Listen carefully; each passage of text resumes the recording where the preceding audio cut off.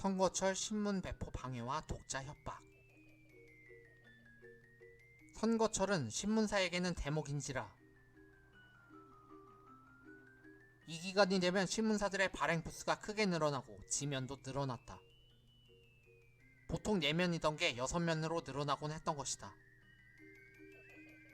하지만 선거철은 동시에 정부의 탄압이 심해지는 시기이기도 했으니 이 기간 중 야당지는 신문 배포 방해를 감수해야 했고, 야당의 독자들은 혹시나 있을지 모르는 경찰의 협박을 각오해야만 했었다. 56년 4월 자유민보는 부산에서 이프보한 후보의 추천장이 도중에 강탈된 사건을 보도했는데, 해당 신문은 발송 도중에 경찰에 의해 무단으로 내려쳐 다시 본사로 반송되고 말았다. 어디서 이런 날조 기사를 퍼뜨리려고 해? 또 발송 도중에 신문이 열차 안에서 절취당하거나 사라지는 사건이 발생하는가 하면 아예 신문의 기차 수송을 방해한 사건들도 여러 차례 발생했다. 경찰관이라 자칭하는 이들이 동아일보 구독자의 집을 찾아다니면서 동아일보를 압수한 사건도 있었고, 어떤 곳에서는 경향신문을 보지 말고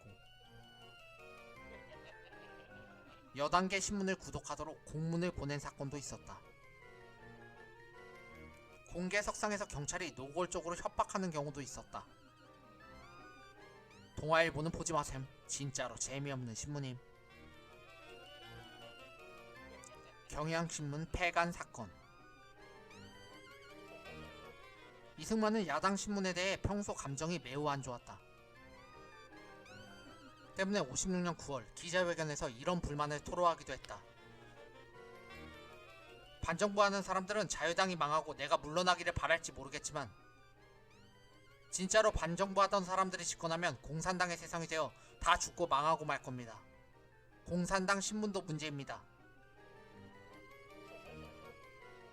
경향이나 동아에 대해서는 내가 다 보관이 있습니다. 그러니 나중에 원망이나 말았으면 합니다. 이렇게 엄포를 놓았던 이승만이었다. 그리고 그런 이승만의 호언은 59년 4월 경향신문의 폐간 조치로 현실화됐다. 당시 경향신문은 민주당의 장면을 지지하고 있었지만 20만 부를 발행하는 발행부수 2위의 굴지의 신문이었다. 우리나라 신문의 발행부수 사진이다. 따라서 이만한 신문사를 폐간할 때는 합당한 근거가 있어야만 하겠지만 정권은 그저 경향신문이 평소 비판을 자주 한다는 이유만으로 신문사를 통째로 없애버리려고 했으니 정권은 이미 최소한의 상식도 통하지 않았고 이성을 잃고 그 수명이 다해가고 있었던 것이다. 경향신문의 비판 중 특히 정권의 분노를 사게 했던 기사는 59년 2월에 있었던 조그마한 단편 칼럼 여적의 내용이었다. 내용은 이랬다.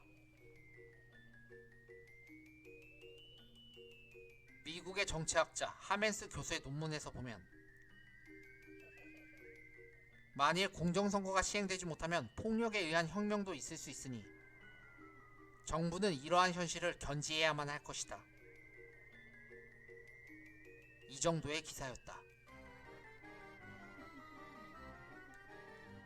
하지만 부정선거로 영구적 집권을 꾀하던 자유당 정권에게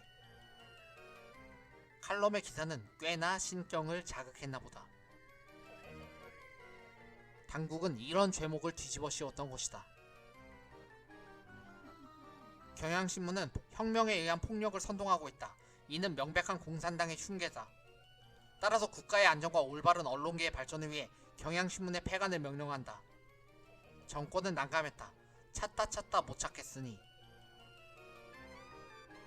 결국 미군정 당시 남로당계 신문을 탄압하기 위해 만든 특별법을 들고 나왔다. 보라고, 여기 비슷한 사례 있잖아. 결국 경향신문은 졸지에 문을 닫아야만 했고 4.19 혁명이 발발하고 이승만이 하야한 다음 날에야 다시 신문을 발행할 수 있었다.